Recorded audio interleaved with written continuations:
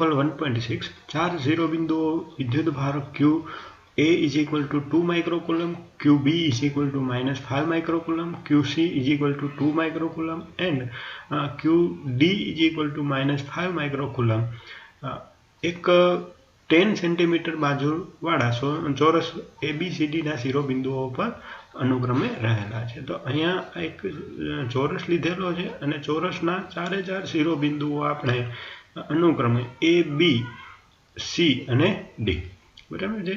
આ ચારે ચાર શિરોબિંદુઓ ઉપર વિદ્યુતભારો અનુક્રમે મૂકેલા છે। એ ઉપર વિદ્યુતભાર QA કેટલો છે તો કે 2 માઇક્રોકૂલમ બરાબર, QA છે +2 માઇક્રોકૂલમ છે બરાબર। અને બી ઉપર QB ઇઝ ઇક્વલ ટુ -5 માઇક્રોકૂલમ।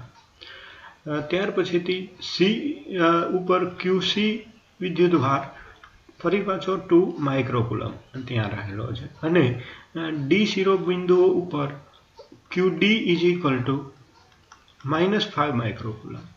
यहाँ તમે જોઈ શકો કે સામસામેની કોર્નરો છે એમના ઉપર સમાન મૂલ્યના વિદ્યુતભારો છે અને સેમ સાઇન પણ છે। અહીંયા A ઉપર 2 માઇક્રોકૂલમ અને C ઉપર 2 માઇક્રોકૂલમ અને B ઉપર -5 માઇક્રોકૂલમ અને D ઉપર -5 માઇક્રોકૂલમ બરાબર। અને ત્યાર પછીથી આ 10 સેન્ટીમીટર બાજુઓ છે, બધી જ 10 સેન્ટીમીટરની નો એક ચોરસ છે। ચોરસના ચાર શિરોબિંદુઓ આપેલા છે। ઓકે, હવે ચોરસના કેન્દ્ર પર મૂકેલો 1 માઇક્રોકૂલમ વિદ્યુતભાર પર લાગતું બળ શોધવાનું છે। તો સપોઝ કે અહીંયા એક વિદ્યુતભાર આપણે 1 માઇક્રોકૂલમનો વિદ્યુતભાર મૂકેલો છે। તો 1 માઇક્રોકૂલમના વિદ્યુતભાર કે જે એનું કેન્દ્ર છે O, તો O ઉપર 1 માઇક્રોકૂલમનો વિદ્યુતભાર મૂકતા એના ઉપર બળ કેટલું લાગશે।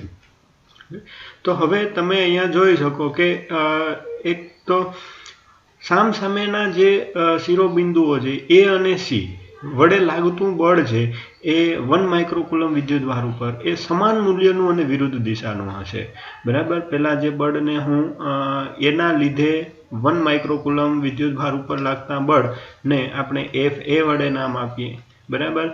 તો એમની દિશા O થી C તરફની હશે અને C વડે લાગતું બળ છે 1 માઇક્રોકૂલમ ઉપર એ FC એનાથી વિરુદ્ધ દિશા હશે, O થી A તરફ હશે બરાબર। તો એ બંનેનો પરિણામી બળ શું થઈ જશે? 0 થઈ જશે, કારણ કે બંને સરખા છે। ઓકે, તો અહીં 1 માઇક્રોકૂલમ ના વિદ્યુતભાર પર A અને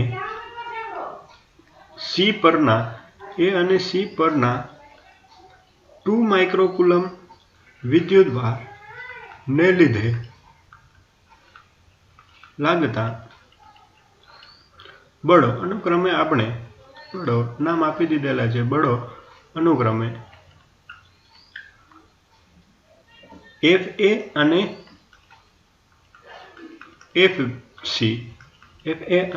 FC સમાન મૂલ્યના, બંને સમાન મૂલ્યના અને વિરુદ્ધ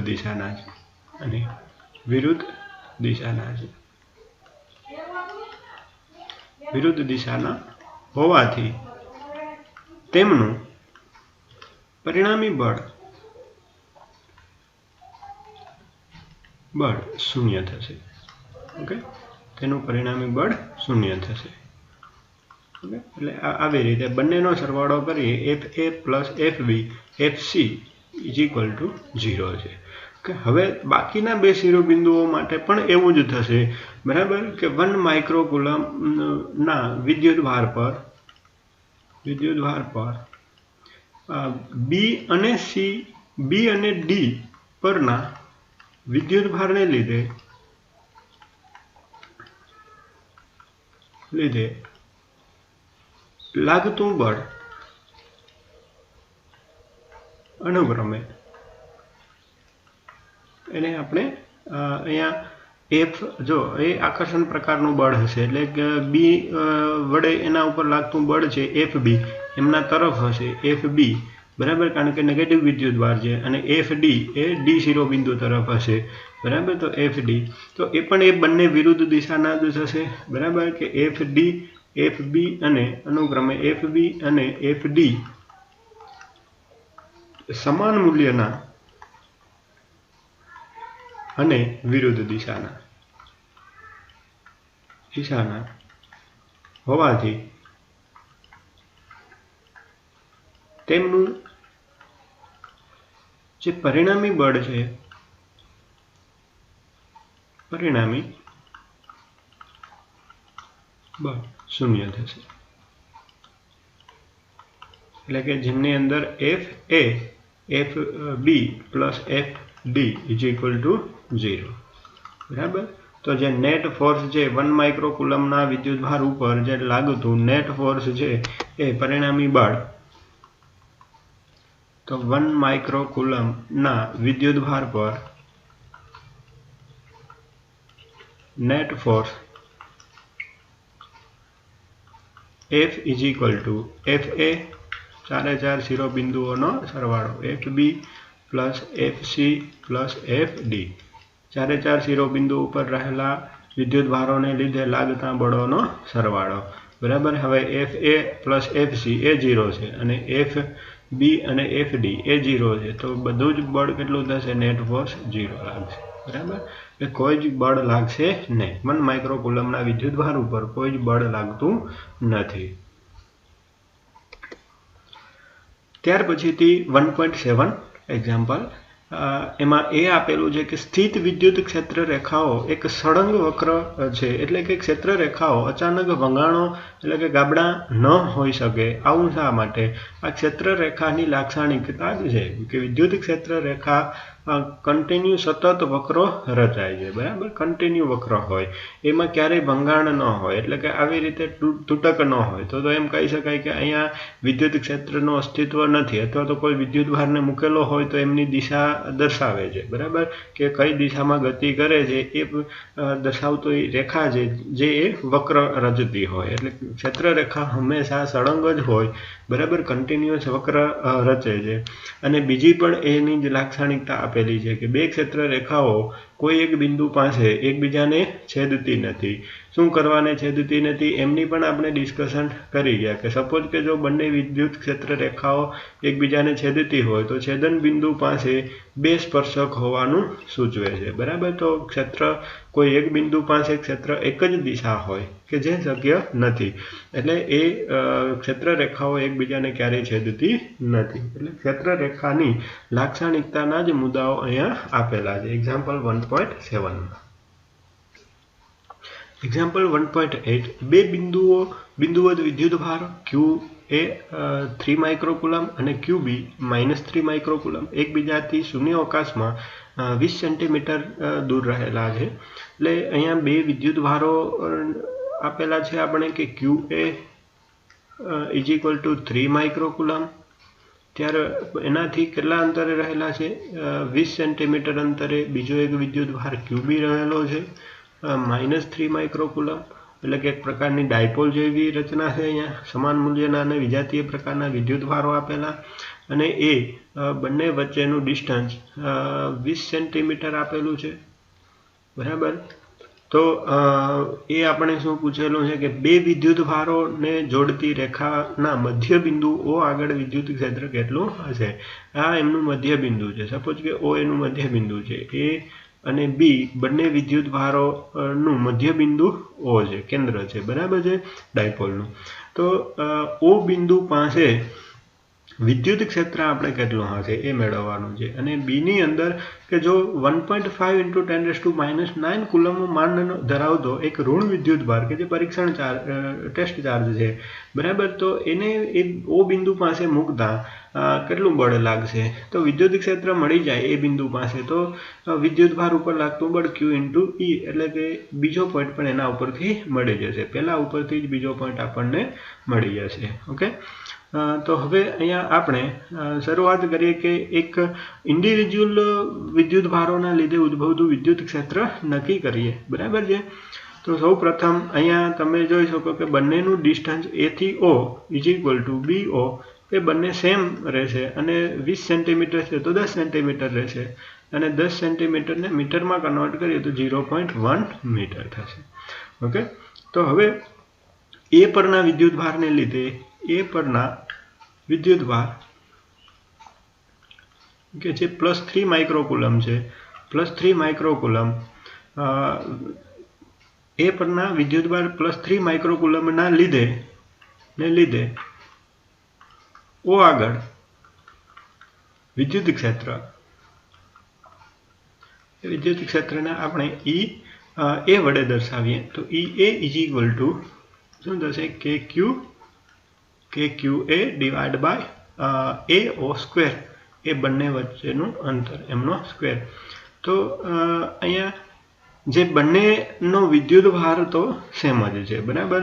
તો બંનેનો વિદ્યુતભાર સેમ છે. એ વિદ્યુતભારને આપણે ત્યાં લઈએ કે 9 × 10⁹ × 3 × 10⁻⁶ ડિવાઇડ બાય AO સ્ક્વેર એટલે 0.1 નો સ્ક્વેર, બરાબર છે. EA વેલ્યુ થશે. EB ની વેલ્યુ પણ એટલી જ થશે. આપણે અહીંયા લઈએ કે B પરના વિદ્યુતભાર કે જે -3 માઇક્રોકુલમ છે, -3 માઇક્રોકુલમ વિદ્યુતભાર ને લીધે ઓ આગળ વિદ્યુત ક્ષેત્ર EB વડે એમને દર્શાવશું તો EB KQB divide by BO square. BO square પણ એટલું જ અંતર છે. તો 9 × 10⁹ ઇન્ટુ -3 છે, તો જે દિશા દર્શાવશે, અહીંયા દિશાનો આપણે ઉલ્લેખ કરતા છીએ કે એના લીધે ઓ ઉપર કઈ દિશા હશે, તો કે એનાથી O થી B ની દિશા તરફ, બરાબર છે, કે જેને EA વડે દર્શાવેલો છે, બરાબર. એટલે O થી B તરફ એ વિદ્યુત ક્ષેત્રની દિશા O થી B તરફ હશે. હવે આમની દિશા પણ આપણે જોઈએ. એમ QB ની વેલ્યુ છે -3, એટલે માઇનસ વેલ્યુ એટલે આકર્ષણ પ્રકારનું હશે, એટલે 3 × 10⁻⁶ ડિવાઇડ બાય 0.1 નો સ્ક્વેર, બરાબર. તો આ જે ઋણ નિશાની મળે છે, ઋણ નિશાની દર્શાવે વેલ્યુ તો એટલી જ થશે, EA જેટલી જ, પણ ઋણ નિશાની દર્શાવે કે એમની દિશા O થી B ની દિશા તરફ હશે, O થી B તરફ હશે, બરાબર. EA અને EB. તો પરિણામી બળ છે એ બંનેનો સરવાળો થશે, બરાબર. તો એક EA અને EB બંનેના માન પણ સરખા છે. આ બંને ઇક્વેશન તમે જોઈ શકો 1 અને 2, બંનેમાં મૂલ્ય સરખા જ છે. 9 અને 9 × 3 ડિવાઇડ બાય 0.1 નો સ્ક્વેર, બરાબર. તો હવે એમનું કેલ્ક્યુલેશન કરતા આપણે ટોટલ O પાસે પરિણામી વિદ્યુત ક્ષેત્ર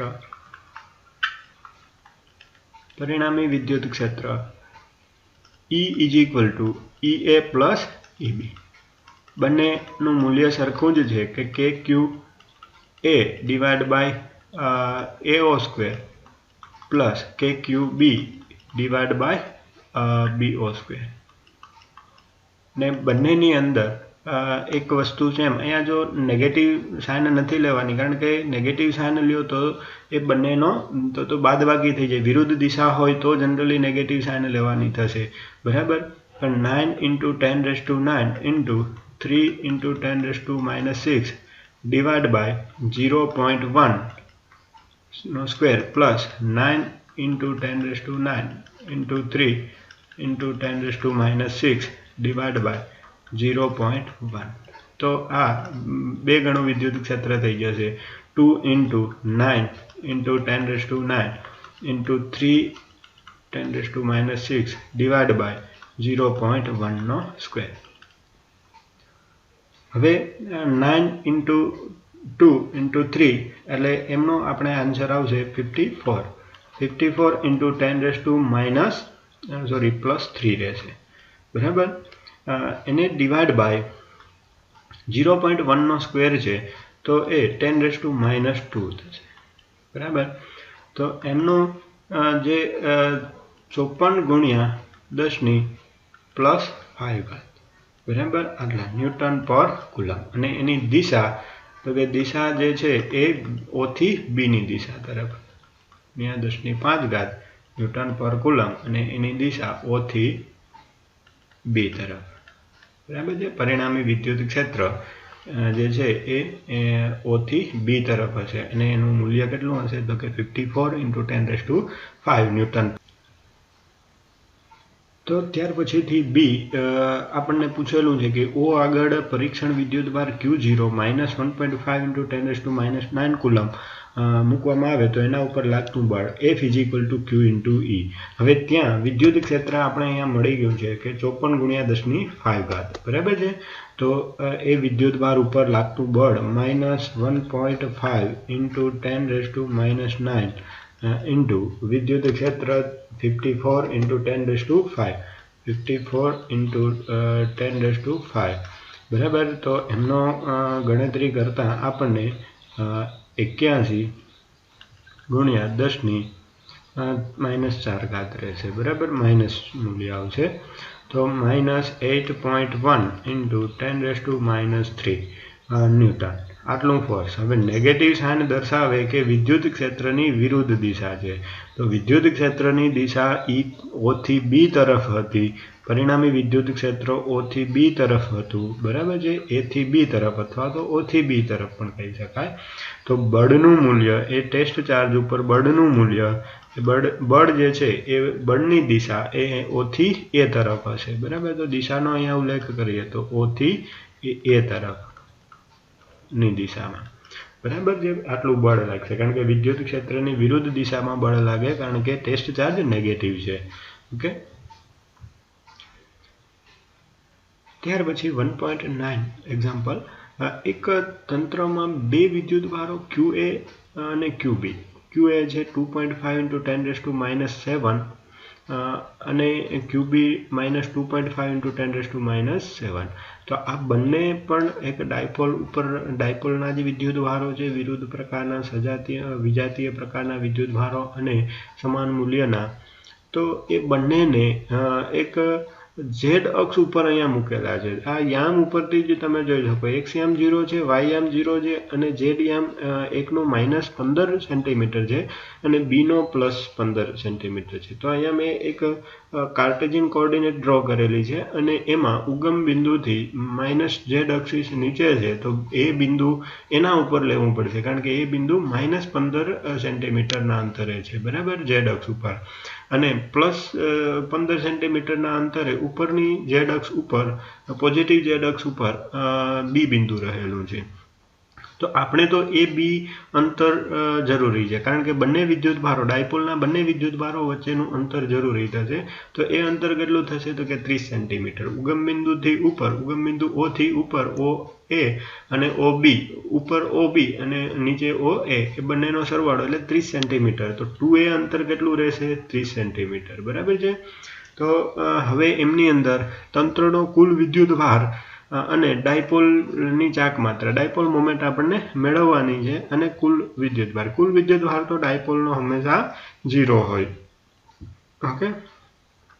તો અહીંયા આપણે લઈ શકાય કે તંત્રનો કુલ વિદ્યુતભાર જે છે, કુલ વિદ્યુતભાર બે વિદ્યુતભારથી બનતું તંત્ર છે કે જેને ડાયપોલ કહી શકાય, એમનો કુલ વિદ્યુતભાર Q = બંનેનો સરવાળો QA + QB, બરાબર।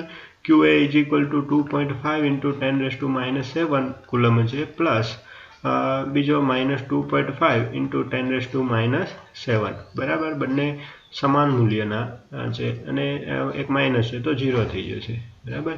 ટોટલ નેટ વિદ્યુતભાર છે એ 0 મેળવ્યો છે। ત્યાર પછીથી હવે ડાયપોલની ચાક માત્રા, ડાયપોલ મોમેન્ટ,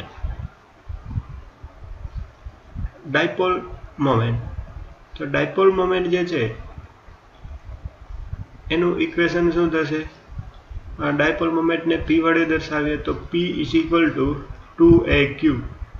2AQ, 2A બંને વચ્ચેનું અંતર છે અને 2A અંતર કેટલું લેવાનું છે તો કે 30 સેન્ટીમીટર, બરાબર। તો 2A 30 સેન્ટીમીટર, 30 સેન્ટીમીટરને મીટરમાં કન્વર્ટ કરવા પડશે તો -2 ઇન્ટુ વિદ્યુતભાર કેટલો છે 2.5 × 10⁻⁷, બરાબર। એમની દિશા એ નેગેટિવ વિદ્યુતભારથી પોઝિટિવ વિદ્યુતભારની દિશા તરફ હશે. તો નેગેટિવ વિદ્યુતભાર ક્યાં છે? જો એ ખાસ ધ્યાન રાખવું, બરાબર, કે QA ને અનુક્રમે, બંનેને અનુક્રમે આપણે મૂકેલા છે. QA ને ક્યાં મૂકેલો છે? એ બિંદુ ઉપર, બરાબર છે, QA ને એ બિંદુ ઉપર, બરાબર. તો અહીંયા પોઝિટિવ વિદ્યુતભાર છે 2.5 ×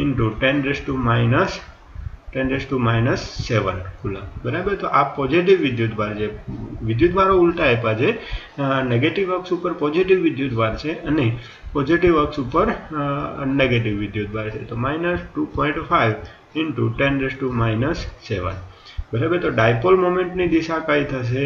તો કે P ની દિશા છે એ B થી A ની દિશા તરફ, બરાબર, એટલે કે ઋણ x અક્ષની દિશા તરફ, બરાબર, B થી A ની દિશા. અથવા તો તમે એમ પણ કહી શકો કે ઋણ z અક્ષની દિશામાં, બરાબર છે. ડાયપોલ મોમેન્ટની દિશા એ થશે. એનું મેગ્નેટ્યુડ 2aq એનું મેગ્નેટ્યુડ છે, બરાબર. તો હવે 30 × 2.5 તો 75 × 10⁻⁹ તો 7.5 × 10⁻⁸ એનો યુનિટ થશે કુલમ × મીટર ડાયપોલ મોમેન્ટનો, બરાબર. અને એની દિશા છે એ ઋણ z અક્ષની દિશામાં, બરાબર છે. એક્ઝામ્પલ 1.10 4 × 10⁻⁹ કુલમ × મીટર ની ડાયપોલ ચાક માત્રા ધરાવતી એક વિદ્યુત ડાયપોલ 5 × 10⁴ ન્યૂટન પર કુલમનું માન ધરાવતા સમાન વિદ્યુત ક્ષેત્ર સાથે 30 ડિગ્રીના કોણે રહેલી છે. હવે અહીંયા એક તો ડાયપોલ મોમેન્ટ આપેલી છે, બરાબર, કે ડાયપોલ મોમેન્ટ P નું મૂલ્ય કેટલું છે? 4 × 10⁻⁹ કુલમ × મીટર ડાયપોલ મોમેન્ટ આપેલી છે આપણને. અને ડાયપોલ જે રહેલી છે એ વિદ્યુત ક્ષેત્રનું મૂલ્ય રહેલી જે છે એ વિદ્યુત ક્ષેત્રનું મૂલ્ય E = 5 × 10⁴ આટલા વિદ્યુત ક્ષેત્રની અંદર ડાયપોલને મૂકેલી છે. હવે એની પોઝિશન પણ અહીંયા આપેલી છે કે પોઝિશન 30 ડિગ્રી એંગલ છે, એટલે કે P અને E વચ્ચેનો એંગલ છે ડાયપોલ મોમેન્ટ. અહીંયા ફિગરની અંદર તમે જોઈ શકો કે ડાયપોલ મોમેન્ટ નેગેટિવ વિદ્યુતભારથી પોઝિટિવ વિદ્યુતભાર તરફની હોય. અહીંયા કોઈ વિદ્યુતભારની ઉલ્લેખ કરેલો નથી અને જરૂર પણ નથી, કારણ કે આપણે ટોર્કની જરૂરિયાત છે. તો ટોર્ક માટે ડાયપોલ મોમેન્ટ અને વિદ્યુત ક્ષેત્રના માન જરૂરી છે અને ડાયપોલની પોઝિશન જરૂરી છે. તો 30 ડિગ્રીના એંગલમાં રહેલી છે, એટલે ડાયપોલ મોમેન્ટ P છે અને વિદ્યુત ક્ષેત્ર E એ બંને વચ્ચેનો એંગલ એ 30 ડિગ્રીનો છે, બરાબર. તો આ P અને E વચ્ચેનો કોણ 30 ડિગ્રી છે, બરાબર. તો ડાયપોલનું માન આપણે મેળવવાનું, ટોર્કનું માન મેળવવાનું છે, બરાબર. તો ટોર્કના માનનું ઇક્વેશન છે કે τ = P × E અને P × E નું મેગ્નેટ્યુડ આપણે લઈએ, બરાબર છે, તો PE sin θ થાય. આ જે તે કોઈ સદિશ તરીકે લઈ શકાય, પણ આપણે મૂલ્ય તરીકે લઈએ તો PE sin θ, બરાબર છે, બંને વચ્ચેનો એંગલ. તો જે અહીંયા ડાયપોલ મોમેન્ટ આપી દીધેલી છે કે 4 × 10⁻⁹ અને ઇલેક્ટ્રિક ફિલ્ડ છે 5 × 10⁴ sin 30 ડિગ્રી, બરાબર. તો 5 × 4 એટલે 20 × 10⁻⁵ અને sin 30 ડિગ્રી 1/2. તો કેટલા રહેશે? 10 × 10⁻⁵. તો આપણે 10⁻⁴ જે ટોર્ક એટલે કે એનો યુનિટ થશે ન્યૂટન × મીટર, બરાબર છે. ટોર્કનું માન આટલું મળશે 10⁴. એક્ઝામ્પલ 1.11 ઊન સાથે ઘસેલા એક પોલિથીન ટુકડા પર 3 × 10⁻⁷ કુલમ ઋણ વિદ્યુતભાર છે. કુલ ટોટલ નેટ વિદ્યુતભાર છે એ આપી દીધેલો છે આપણને અને સ્થાનાંતરિત થયેલા ઇલેક્ટ્રોનની સંખ્યા ગણવાની છે. સંખ્યાને આપણે n તરીકે લઈ શકાય કે n જે છે એટલા ઇલેક્ટ્રોન રહેલા છે કે જેનાથી આપણને ઋણ વિદ્યુતભાર કેટલો મળે છે 3 × 10⁻⁷. બરાબર. તો તેઓ શાના પર સ્થાનાંતરિત થશે એટલે કયા વસ્તુથી એટલે કે ઊનથી પોલિથીન ઉપર કે પોલિથીનથી ઊન ઉપર સ્થાનાંતરિત થતો હોય. તો જનરલી કોઈ ઘર્ષણ પ્રક્રિયા થાય એમાં આગળ આપણે ભણી ગયા કે હંમેશા નેગેટિવ વિદ્યુતભાર જે છે એ જ બીજા ઉપર સ્થાનાંતરિત થતો હોય. બરાબર. તો ત્યાં આપણે જોડ પણ બધી જોઈ છે. એમાં ઊન છે કે ઊન જે પોઝિટિવ વિદ્યુતભાર હંમેશા પોઝિટિવ વિદ્યુતભારિતા હોય અને પોલિથીન હોય પ્લાસ્ટિક હોય એ બધી રેશમનું કપડું છે એ બધા નેગેટિવ વિદ્યુતભારિત હોય. બરાબર. તો અહીંયા ઘર્ષણ પ્રક્રિયાથી એક તો એમ કહી શકાય અહીંયા જે આ ક્વેશ્ચન પૂછેલો છે એના ઉપરથી એમ કહી શકાય કે ઇલેક્ટ્રોન ઊનથી પોલિથીન પર સ્થાનાંતરિત થાય છે. કેટલો સ્થાનાંતરિત થાય એ હમણાં આપણે એનું કેલ્ક્યુલેશન કરીએ. સ્થાનાંતરિત થાય છે. ઓકે. હવે અહીંયા આપણે વિદ્યુતભાર સંરક્ષણના નિયમ વિદ્યુતભારનું ક્વોન્ટમીકરણનો ઉપયોગ કરવો પડશે. તો વિદ્યુતભાર ઋણ વિદ્યુતભાર છે તો વિદ્યુતભાર Q = NE આ આપણે ક્વોન્ટમીકરણનું સમીકરણ છે. બરાબર. તો એમાં ઇલેક્ટ્રોનનો વિદ્યુતભાર E અને ઇલેક્ટ્રોનની સંખ્યા એ કુલ ટોટલ ઋણ વિદ્યુતભાર હોય. ઋણ વિદ્યુતભાર હોય તો અહીંયા ઇલેક્ટ્રોન હોય. બરાબર. જે ધન વિદ્યુતભાર હોય તો પ્રોટોન હોય. તો એની સંખ્યા n = Q / ઇલેક્ટ્રોનનો વિદ્યુતભાર. તો કુલ ટોટલ વિદ્યુતભાર અહીંયા આપેલો છે આપણને. બરાબર. અને ઋણ વિદ્યુતભાર છે તો આપણે જે તે કોઈ સાઇન તો ઇલેક્ટ્રોનના વિદ્યુતભારની પણ સાઇન 1.6 હોય છે. બરાબર. તો અહીંયા 3 × 10⁻⁷ કુલમ ડિવાઈડ બાય ઇલેક્ટ્રોનનો ચાર્જ છે 1.6 × 10⁻⁻19.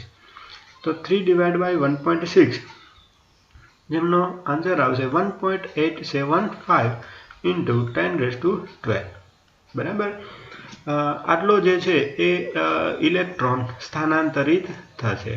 બરાબર. એપ્રોક્સિમેટલી આપણને આન્સર કદાચ આપેલો હશે ટેક્સ્ટ બુકમાં કે એપ્રોક્સિમેટલી 2 × 10⁻12. બરાબર છે. એમ પણ કહી શકાય 1.87 એટલે 2ની નજીક છે. બરાબર. × 10⁻12 આટલા ઇલેક્ટ્રોન. બરાબર છે. આટલા ઇલેક્ટ્રોન સ્થાનાંતરિત થશે. 2 × 10⁻12 ઇલેક્ટ્રોન સ્થાનાંતરિત થશે. તો પછી બીજું પૂછેલું છે કે ઊનથી પોલિથીન તરફ દળનું સ્થાનાંતર થશે. આ પ્રમાણે ક્વેશ્ચન પૂછેલો છે. તો એનો જવાબ આવશે હા. કે જે ઇલેક્ટ્રોન જતો હોય તો વધારાના ઇલેક્ટ્રોન કોના ઉપર મળે છે? પોલિથીન ઉપર. બરાબર. તો પોલિથીનના દળમાં વધારો થશે અને ઊનના દળમાં ઘટાડો થશે. બરાબર. તો અહીંયા આપણે બી લઈએ તો બીની અંદર જવાબ હા આવશે. અને કોના દળમાં વધારો થશે તો કે પોલિથીનના દળમાં